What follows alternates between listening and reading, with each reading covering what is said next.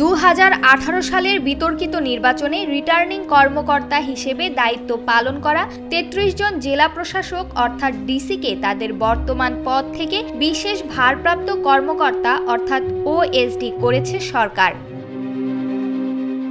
বুধবার 19 ফেব্রুয়ারি জনপ্রশাসন মন্ত্রণালয়ের পৃথক 6টি প্রজ্ঞাপনে এই 33 জন যুগ্ম সচিবকে ওএসডি করার কথা জানানো হয়েছে।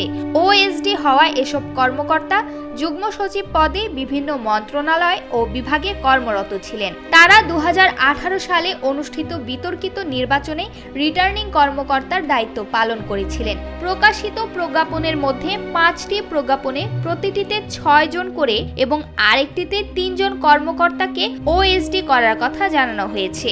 একই কারণে এর আগে 12 জন কর্মকর্তাও ওএসডি হয়েছিলেন। প্রজ্ঞাপনে বলা হয়েছে, একাদশ জাতীয় নির্বাচনের পর যেসব এএসপি ও ইউনিট প্রধানরা বিপিএম ও পিপিএম পদক পেয়েছিলেন তাও বাতিল করা হয়েছে। এই একই কারণে এর আগেও ওএসডি করা হয়েছিল 12 জন জেলা প্রশাসককে।